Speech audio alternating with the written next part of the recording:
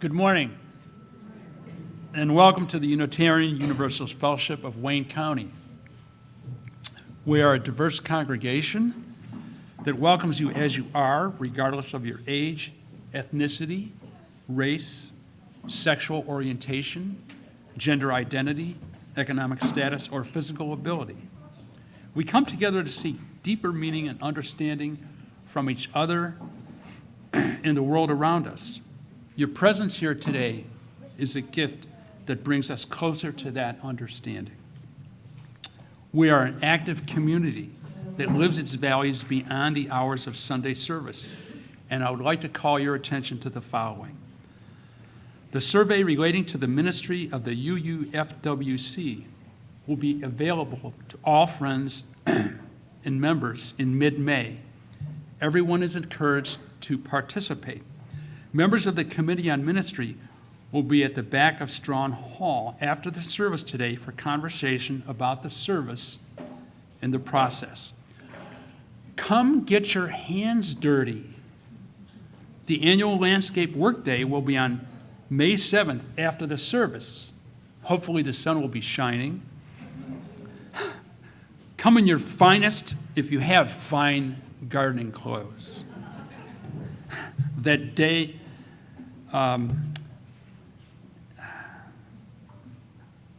make sure you wear your good clothes.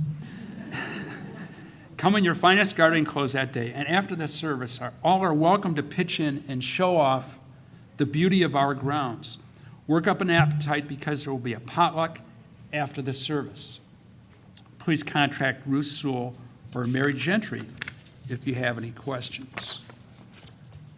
If you would like to find out more about our activities, feel free to ask Karen Skubik, our membership coordinator, after the service.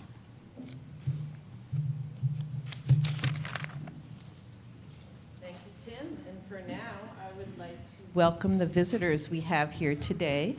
And if you're a visitor, or if you've been here just a few times and have never introduced yourself and you would like to, we'd like to provide you with that opportunity. I can bring the microphone over to you, but no need to do it. We'd just like to greet you after the service and get to know you a little better. So are there any visitors who would like to introduce themselves? No? Oh, yes, okay. We have a brief. Yes, you do. People always, it's for sorry. our friends I know, who we can't. think we're loud, but. Yeah. Hi, I'm Nikki. Nice to meet you. Hi, Nikki. I'm Tiara. Hi, Tiara. Okay, and they came with Shelley, our friend Shelley here too. So good to have you all here. Good to see all of you. Anybody else? Okay, thank you. Now I would ask you to open your minds and silence your cell phones for our time together.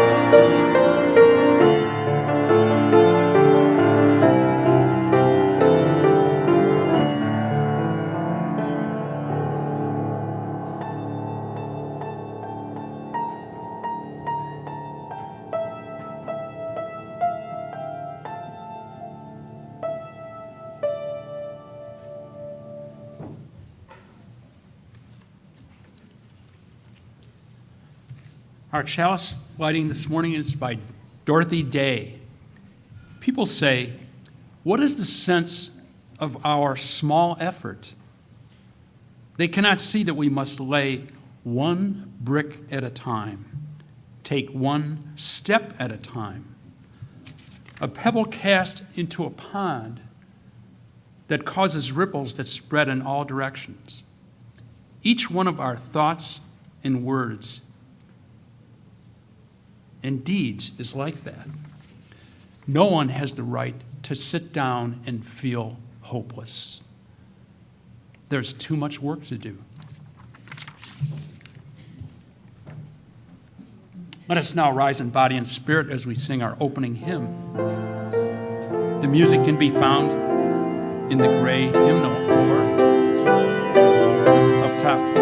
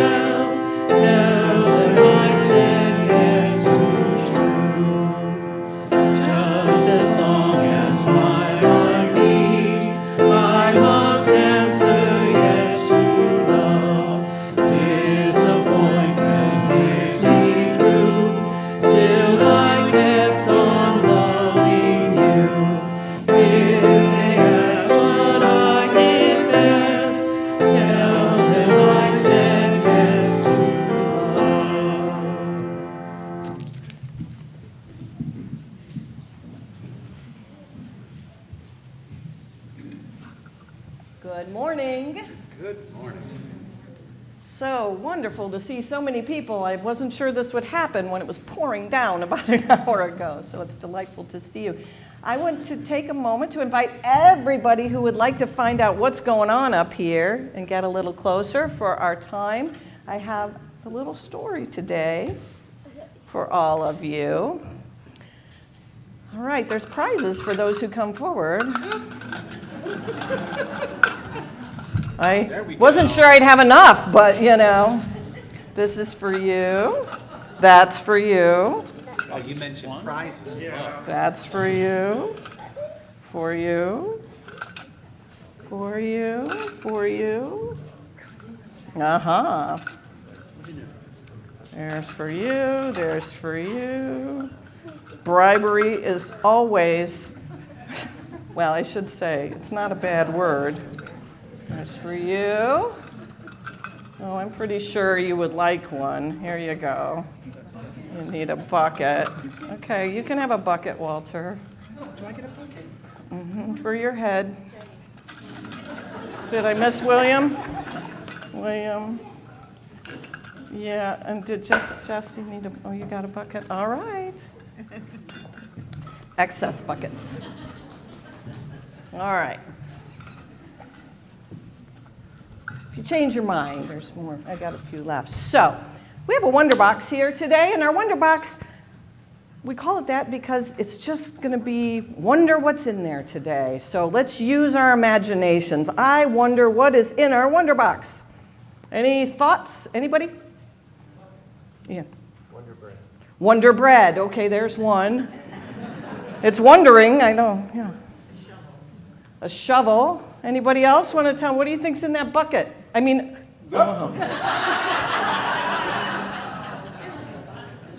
rewind. There would not be a bucket in there, would there? Do you think there's a bucket in there? Would you like to check? Okay, what is in there? A bucket. Can you lift it out? What is it? Can you hold it up high? What is in there? Yeah, there's a handle. Is there something in there? Yes.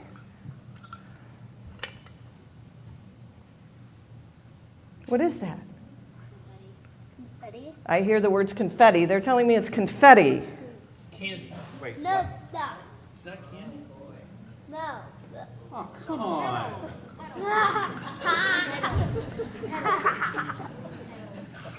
I'm trying to catch. That's why I came to church today. Wait, I kind of want to kind of So this is confetti. How does that make you feel? good. Good? I got one. How does it make you feel? Let me give you some confetti. Give me your buckets. Can you see your buckets?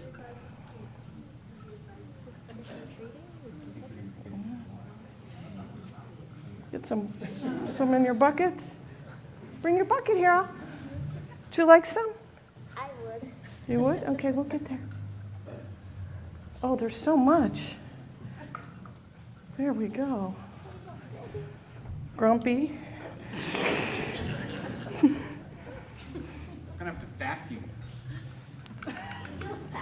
I love vacuuming. Has everyone got? All right. How does that make you feel? It makes you feel good? Because now what you have are buckets of happiness. This made me feel happy. It's happy. All day long, everybody in the whole wide world walks around with an invisible bucket. You have a real bucket. Let's see your invisible buckets. I also didn't bring the confetti cannon, but next time. Look at everybody's holding up their invisible buckets. Everybody has a bucket of happiness. You can't see it, but it's there. Got it? Every member of your family has a bucket. Your siblings, your teacher, everybody at school, everybody has a bucket. And this bucket has one purpose and one purpose only. This bucket is to hold all of your good thoughts and feelings about yourself. That's its purpose. You feel happy when your bucket is full. Mine's full. You feel happy when your bucket is full. And when your bucket's empty,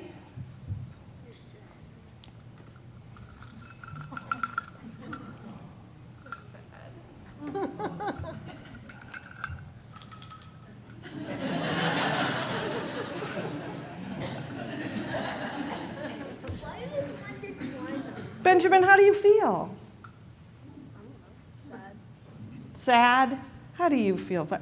Oh, you gave the empty bucket to William. William, how do you feel?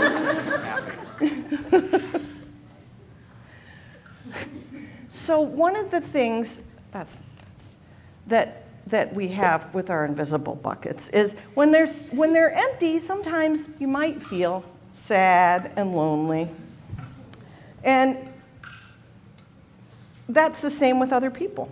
You think about how you feel, and that's the same with other people. So the way it works is, and it's happening down here, is that you can fill other people's buckets every day. One of the ways that you can fill other people's buckets every day is by using kind words, sticking up for people when they need someone to kind of stick up for them if things aren't going well for them. You can just smile at them. That helps fill another person's bucket. Show them respect and caring.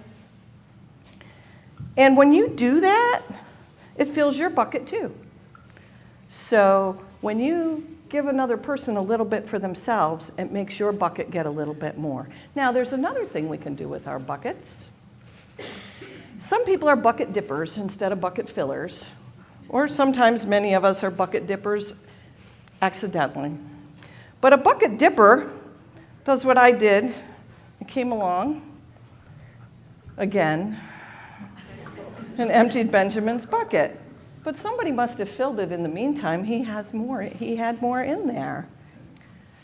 We can empty people's buckets by doing things that are unkind and not nice, or ignoring someone, not reaching out when they need help and support. And the interesting thing is if you fill someone's bucket, it fills your bucket. If you empty someone's bucket, it empties your bucket. And some people think that if they dip in other people's buckets, dip it out, that they're going to put it in theirs, but it doesn't work that way. It just goes there. and it doesn't come back to you. So we've got bucket dippers and bucket fillers. So what is a way that we think that we could be a bucket filler? Anybody have ideas on how to be a bucket filler? Besides spreading confetti.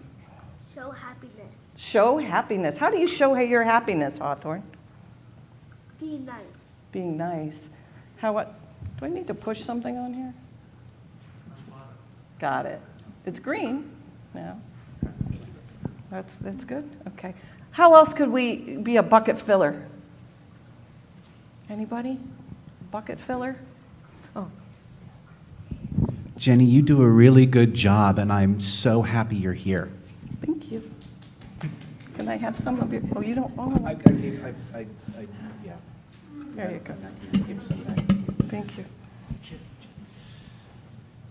Oh, and look at how that makes it feel. I have a suggestion. Yep. So sometimes, on days like today, you can just set your bucket outside and it'll be filled all by itself, if you're open to what's already there. All right. Thank you. So I had some other thoughts, too. We could do some things that are really easy. Don't take a lot of money or any money. They don't take time. You could think about the kids in your classroom. Maybe there's someone who's new or doesn't have anyone to play with. You can ask them to play, right? You can just smile at someone at the store, at the grocery store. If you see someone that maybe you know them, maybe you don't. Just to share that smile, okay? One of the things I'm going to ask you to do is to take and be a bucket filler every day. And to be a bucket filler every day, if you take your bucket and you put it on your nightstand, right? You put it on your nightstand. And at the end of the day, at the end, or when you get up in the morning, you can look at your bucket and say, I'm going to be a bucket filler today. And you think about that all day. And when you get home at night and you see your bucket on your nightstand, you say, was I a bucket filler today? Would you like some? Come here, I'll give you some.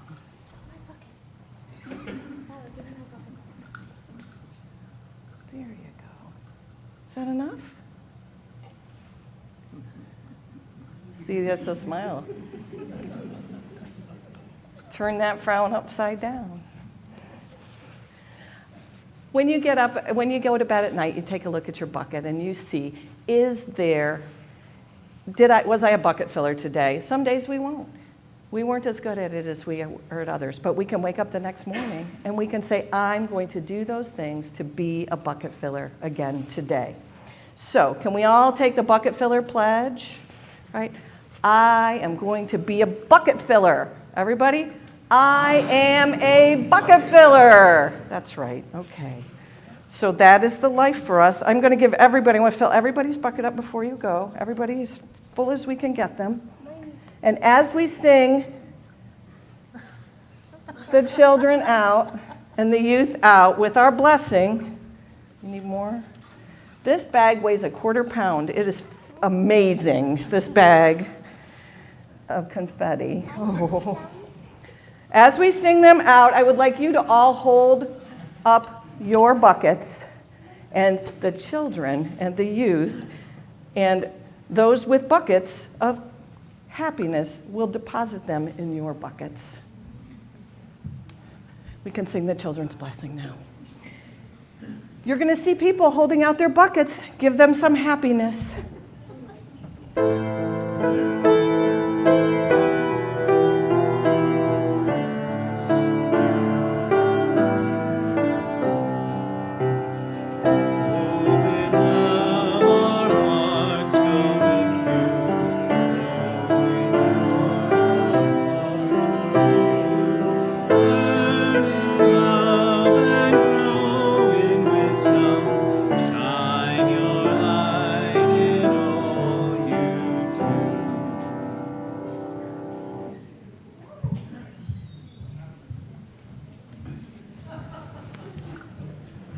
Well, that was fun. Today, we welcome new members to our community. or at least those who became members in 2022 and 2023. We're a little behind on doing this New Member Sunday. Here in this fellowship, people have gathered seeking a higher purpose and deeper life than they could find alone. We are grateful today for each one of you that you have found your way here and that you have decided to make a commitment to this faith community. We hope that as members of this congregation, you will allow yourselves to know and be known, to minister and be ministered unto, to love and to be loved by this congregation. Membership in this community calls each of us here to celebrate what joins us together and to regard each other as a spiritual friend and a potential teacher. The relationships we form here are based on the needs of the soul, needs that render each of us vulnerable and therefore reliant on each other's grace, goodness, and generosity of spirit. As members of this congregation, we pledge to be guardians of each other's spirits, to respect each other's struggles, and to believe in the inherent dignity of all. We would now like to invite each of the new members to stand, come and stand with us on the stage. And Martin, if you don't mind taking over for Chris for a minute back there, because Chris is actually one of our new members in 2022. And other members are Don Ackerman. Come on up, yes. And Laura Birch. Is Laura here today? Chris, is Laura here? There she is. Okay, I didn't see you. Rhonda Edgerton. Barb Taitula. Where's Barb? And Joe Taitula. Caitlin Arnold. Barbara Wilson. You come up too. Leah Humphrey. Jacqueline Bellinger, I don't think is here. And Erin Palmer, I don't think is here either. Okay. But we welcome each of you as fellow seekers in the journey to discover and love by the truths and values that give meaning to life. Here we agree to walk in the spirit of mutual love and respect in the hope that together we will find spiritual growth, deeper understanding, and a greater call to service.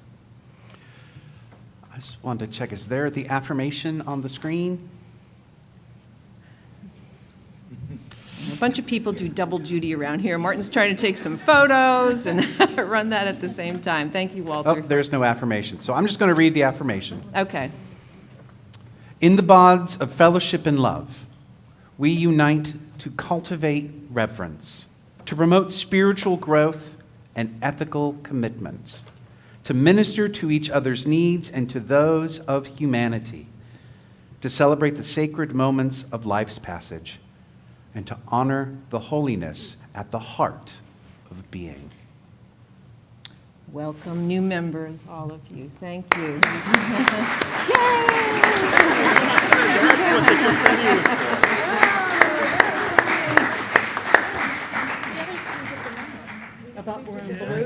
Congratulations. Welcome. Welcome, dude. Shake hands, bump fists.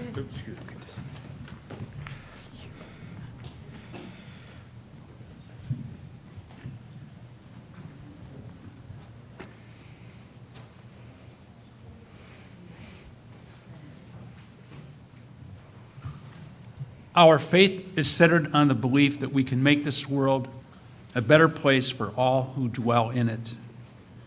In order to realize that vision, we need both the motivation and the means. Your donation helps the community put its faith into action by supporting our programming and facilities.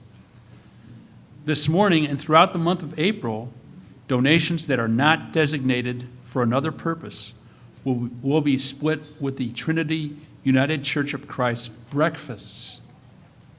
Each day, the Trinity United Church of Christ serves a free hot breakfast in their fellowship hall to anyone in the Worcester community. The offering will now be collected and gratefully received.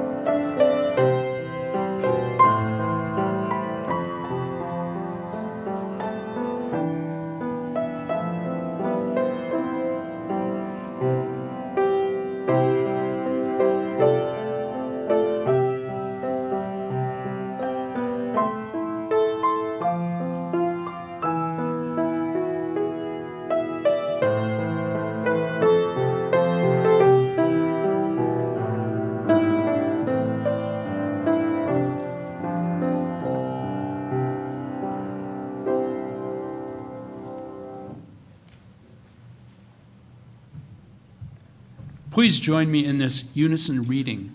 The words are on the screen. Let us be grateful when we are able to give, for many do not have that privilege. Let us be grateful for those who share their gifts with us, for we are enriched by their giving. Let us be grateful even for our needs, so that we may learn from the generosity of others.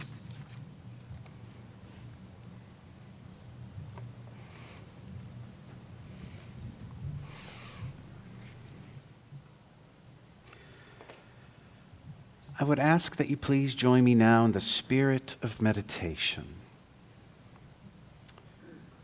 Get comfortable in your seats. Settle in. I've always find it's best to put your feet flat on the floor if you're able, if it's comfortable for you. Let your hands fall into your lap, at your sides.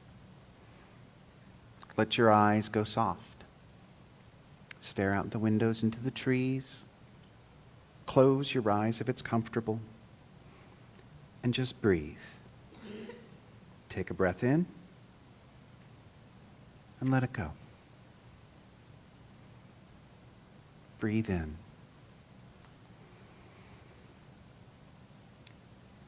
As you're breathing in, I want you to think about that bucket of happiness. I want you to think about, what does that bucket look like for you? Is it a plain steel bucket? Is it multicolored and painted? Is it a plastic pail you take to the beach? Think about this bucket. And think about what makes you happy. Maybe you have a favorite pet that likes to sit on your lap, put their muzzle on your leg when you're watching television, make a little bit too much noise in a joyful manner. Maybe what makes you happy is the memory of an old friend from your days when you were young and maybe just a little less wise, but a little more full of heart. Maybe it's a color. But when you see that color, you think of how it brings you joy. What is it that makes you happy? And I want you to visualize that. What are the smells that are associated with it? What are the textures? And I want you to place that into your bucket. Think of the friends, the relatives, the smiles from strangers that feed you smally every day.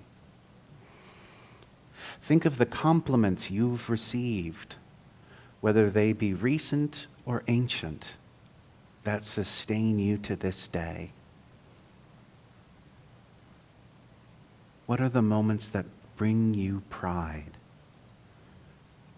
Place them in that bucket.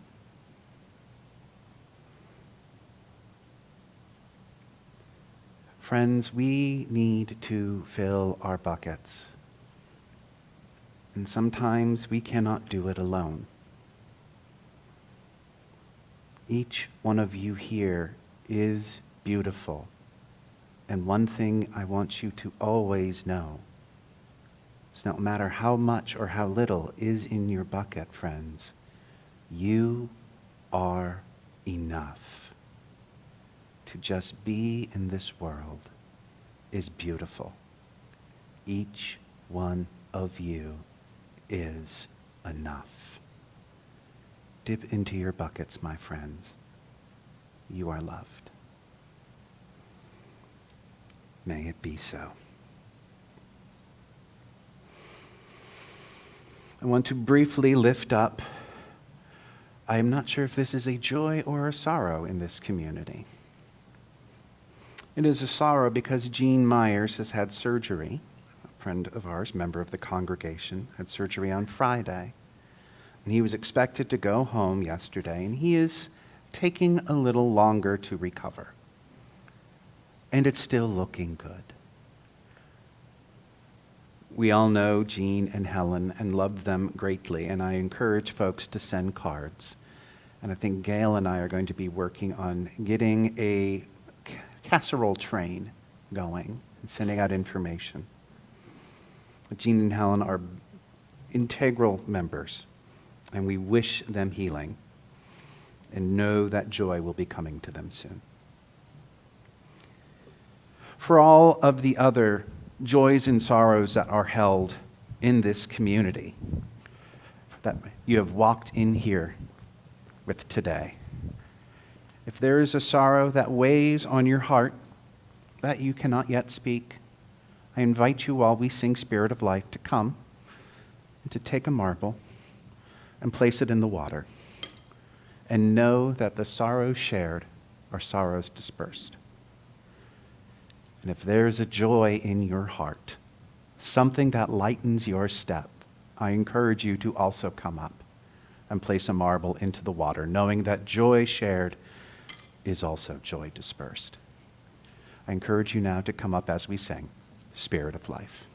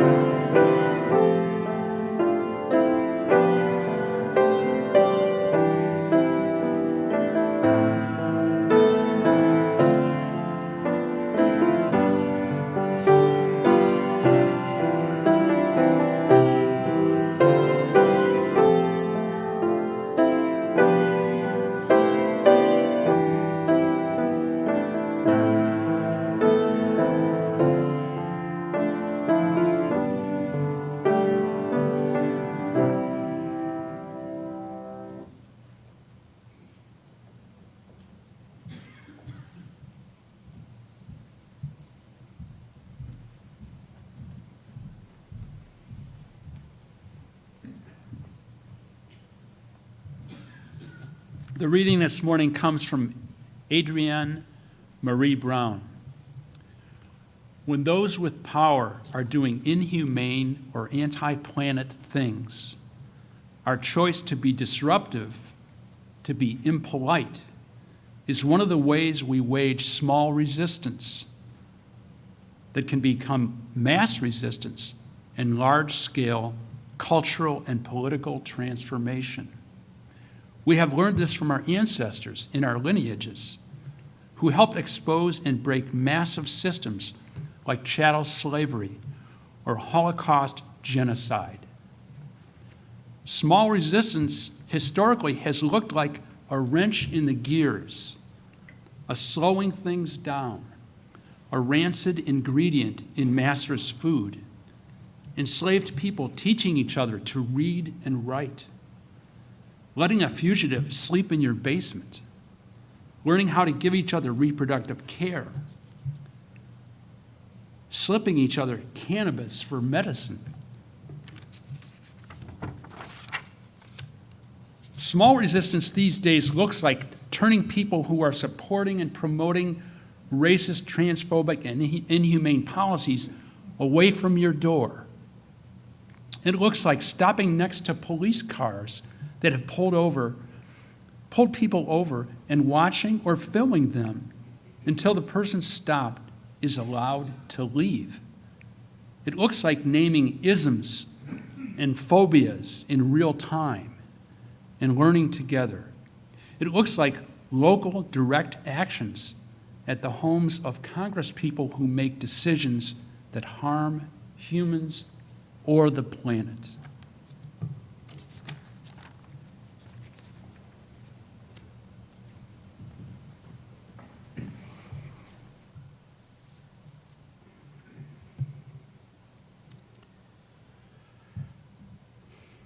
There's a modern parable about starfish on the beach. I'm willing to bet many of you are familiar with. It starts with a man walking along the beach early one morning, and he notices that the beach is littered with starfish. Thousands of starfish that have been stranded upon the shore. The sun has yet to fully come out, so they have not yet dried, but they surely will within the next few hours. And as he walks down the shore, he notices a little girl, all of 8 years old, who is scooping up the starfish, one by one, and throwing them back into the ocean. He approaches the girl and asks, "What are you doing?" "Saving the starfish," she replies, tossing another one into the drink. The man looks up and down the coastline and sees starfish as far as the eye can see. "I see," he says. "Why are you saving the starfish?" "Because they shouldn't die." She continues to scoop up the starfish and toss them. Scoop, toss. Scoop, toss. And after about a minute of this, the man says, "You know you're not going to be able to save them all, right? You might be able to save about 100 before the sun dries them out. It's such a small amount of change for such a large amount of work. You know it's not going to make a difference." She scoops up another one and tosses it into the water. "Made a difference to that one. And that one. And that one." Now, I realize there are a fair number of scientists in this room that will probably tell me that there is some good scientific reason not to throw starfish back into the water. That starfish are actually overpopulating, maybe, and that the ocean needs to be culled of starfish, and that starfish are endangered, and that this would never happen, or that just the oil on your hands alone touching the starfish would kill them. Put that aside, please. I appreciate the scientific aspects of this, and I want us to focus on this small act of defiance by a little girl. One of the things I love about this parable is that it illustrates the love of the defiant heart. Knowing that she will never be able to save all of the starfish on her own, this plucky preteen takes it upon herself to do what little bit she can, spending her early morning on the beach, hucking starfish into the sea one by one. My friends, this is the most you thing you can do. Small acts of defiance to make the world a better place. I think all of us have our small acts of defiance. My small act of defiance, really small, is I buy soda in aluminum cans. Smallest act of defiance I could think of. Because I'm going to admit to y'all, I love my coffee, and then I get to my soda at like 2 in the afternoon, and I have to have soda, and I drink a fair amount of it. And I used to buy it in those plastic 16-ounce bottles, right? That came with the little plastic 8 yolk thing, the thing that they always showed us strangled turtles in the beach, right?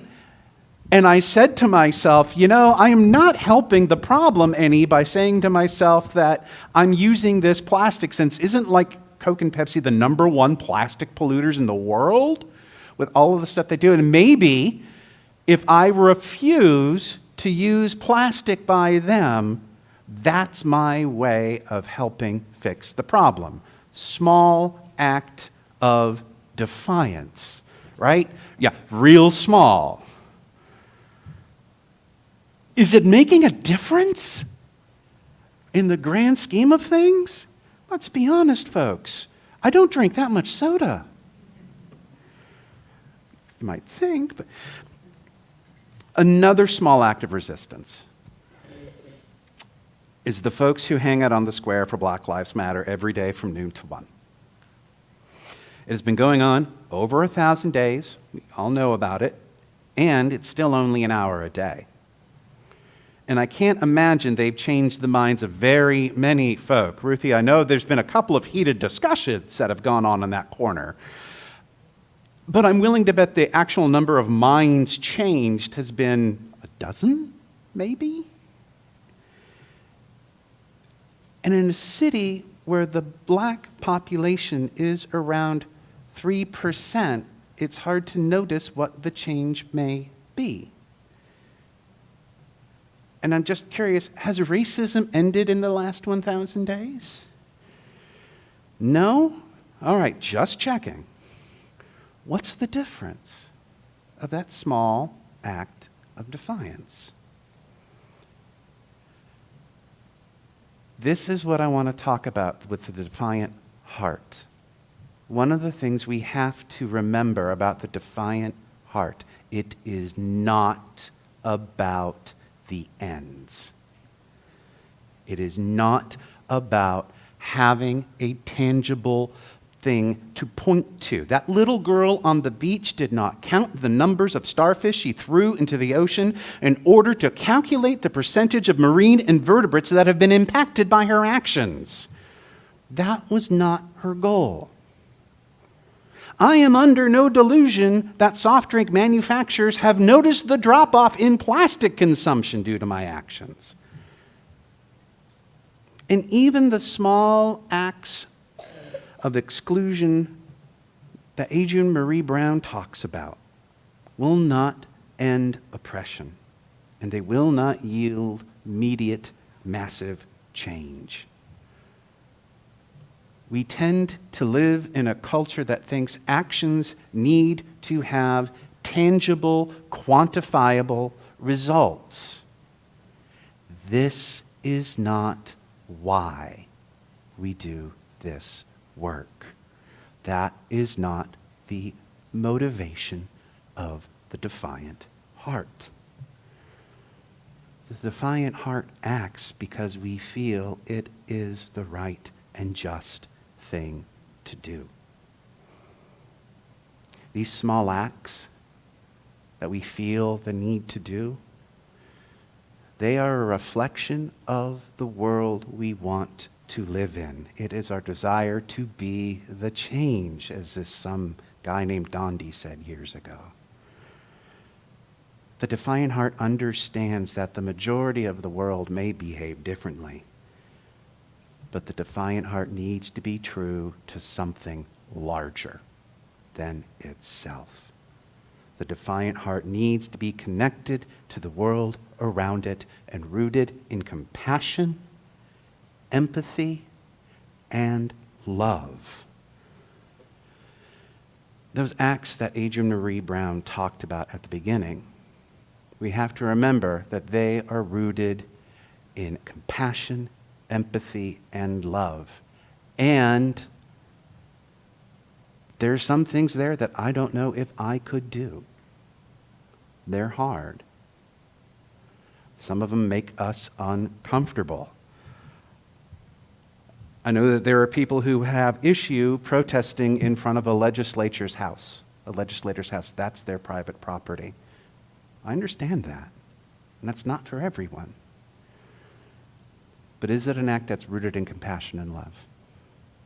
The other thing we have to remember is the voice of the person who is asking for these changes, Adrienne Marie Brown. Adrienne Marie Brown is an African American woman, and her perspective on what is justified is going to be a lot different for those of us who walk through the world as white. And that is a hard thing sometimes to understand. And I think sometimes getting a little comfortable and understanding what the requests are from those people who are in need is important. How those small acts of resistance are about living into our values every day. They are a reminder. What's important? The spiritual practice that keeps us grounded is the small acts of resistance. These are not meant to change the world. They are meant to maintain our hearts. And that is hugely important. So let's remember, small acts of defiance don't change the world, which is why they can be dangerous. Let's go back to that little girl on the beach. This is a point that was brought up by a colleague of mine, the Reverend Christina Green. Let's go back to that small girl on the beach. If all she does is tosses starfish back in the ocean, what are the odds those starfish are going to end up beached again in the next day or two? Pretty big. Has she made a difference? No. She gave a couple starfish a couple days. Does she feel like she made a difference? Yes. But if she feels like she made a difference and the situation hasn't changed, isn't that a little dangerous? Doesn't that make people who could be good allies feel like they don't need to do anything except for small changes? That's the danger of these small acts of resistance. We can think they make a change. We can give them that important, quantifiable energy. And if we really want to make a change, we have to do something big. And that means not doing it alone. That little girl, if she really wanted to make a difference, she could find her local marine biologist. Is there one here? I would not be surprised if we had one here. Find her local marine biologist and say, do you know why this is happening? Is there anybody we can talk to about this? What can we do to fix this problem? Educate herself and maybe find allies, right? If I really want to cut plastic consumption down, maybe what I should do is maybe start a local boycott on any soda products that are sold in plastic bottles. Do it locally. Maybe get it statewide. Maybe I could ask our city council or our districts to have a tax on plastic bottles to increase that and get revenue that would help about recycling. Maybe I could say, what if we had a plastic bottle or a plastic ban in this building? No plastic, period. I think a lot of us would love that idea, and I think a lot of us would run into problems real quick because all of the ketchup and mustard that's in our refrigerators in plastic bottles. There are things we could do. If we want to make an impact, we cannot do it alone. We cannot do it simply with small acts of resistance. And this is something that our demonstrators on the square have got right. Because from what I recall from the history of this event, not being here at its inception, was that the day after the George Floyd murder, people came down to the square on their own to demonstrate for Black Lives Matter, and that Desiree Weber started to say, you know, there's enough of us here, how about if I collect emails and names and we start organizing to do this on the regular? And she leveraged that to get a group to do racial awareness in Worcester to get it so the police are now not doing no-knock warrants and chokeholds.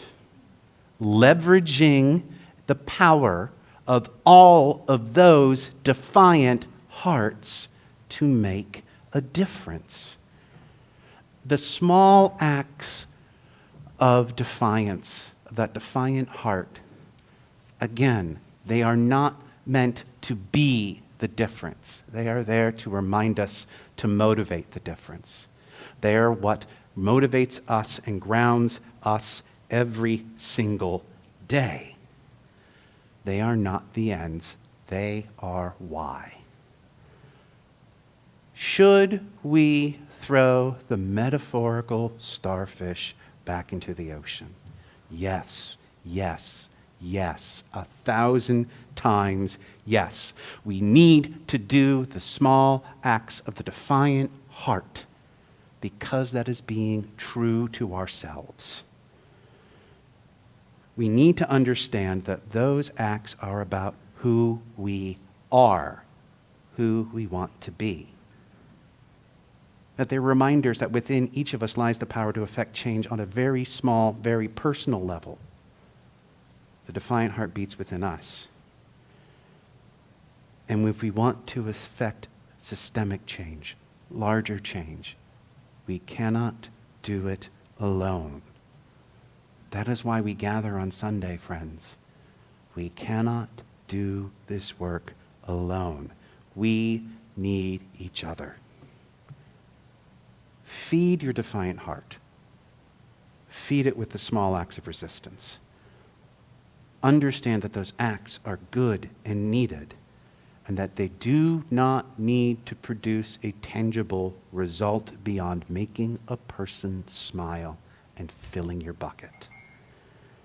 It's not about assigning quantifiable value. It's about being true to the best parts of yourself. And if you want to affect larger change, be a part of something bigger. And let those small acts of the defiant heart sustain you in that work. May it be so. I now invite you to rise in body or spirit as we sing our closing hymn, One More Step, number 168 in the gray hymnal.